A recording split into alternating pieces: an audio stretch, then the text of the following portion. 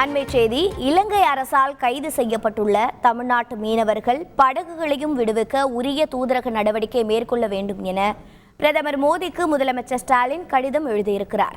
விவரங்களை செய்தியாளர் பாஸ்கர் வழங்கி கேட்கலாம். பாஸ்கர் வணக்கம். பிரதமர் மோடிக்கு முதல்வர் ஸ்டாலின் கடிதம் எழுதியிருப்பதாக தகவல் வெளியாகி இருக்கிறது.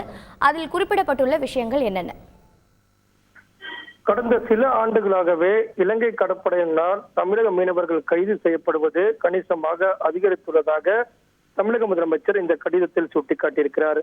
2023 ஆண்டுல இலங்கை கடற்படையினால் 243 மீனவர்கள் கைது செய்யப்பட்டிருக்கிறதாகவும் 37 படகுகளையும் இலங்கை கடற்படையினர் பறிமுதல் செய்திருக்கிறதாக தமிழக முதலமைச்சர் அந்த கடிதத்தை சுட்டிக்காட்டி, கடந்த 28 நாட்கள்ல மட்டும் 6 சம்பவங்கள்ல 88 மீனவர்கள் கைது செய்யப்பட்டிருக்கிறார்கள். 12 மீன்பிடி படகுகளும் சிறைப்பிடிக்கப்பட்டிருக்கிறது. கோவிட் காலத்தை தவிர்த்து கடந்த சில ஆண்டுகளாகவே தமிழக மீனவர்கள் தொடர்ந்து கைது செய்யப்படுகிறார்கள்.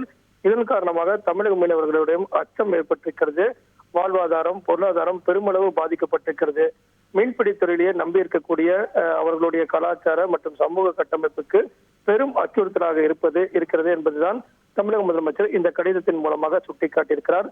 தமிழகத்தைச் சேர்ந்த மீனவர்கள் இலங்கை கடற்படையினால் அடிக்கடி கைது செய்யப்பட்டு வரக்கூடிய நிலையில தமிழக மீனவர்களுடைய பாதுகாப்பை உறுதி செய்ய வேண்டும்.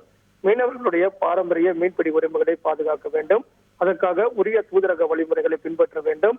விரைவாகவும் தீர்க்க நடவடிக்கைகளை எடுக்க வேண்டும் அப்படிங்கிறதா தமிழக முதலமைச்சர் பாரத பிரதமர் நரேந்திர மோடிக்கு இந்த கடிதத்தின் வாயிலாக சுட்டிக்காட்டி, இலங்கை கடற்படையினால் தமிழக மீனவர்கள் கைது மற்றும் மீன்பிடி படகுகள் பறிமுதல் செய்யக்கூடிய சம்பவங்கள் அதிகரித்திருக்கக்கூடிய நிலையில பலருக்கு அச்சம் ஏற்பட்டிருக்கிறது. இதன் காரணமாக உடனடியாக தூதர நடவடிக்கைகளை எடுக்க வேண்டும் அப்படிங்கிறதா பிரதமருக்கு தமிழக முதலமைச்சர் எழுதியிருக்கக்கூடிய கடிதத்தின் முழு சாராம்சமாக உள்ளது. தகவல்களை வழங்கியதற்கு நன்றி பாஸ்கர்.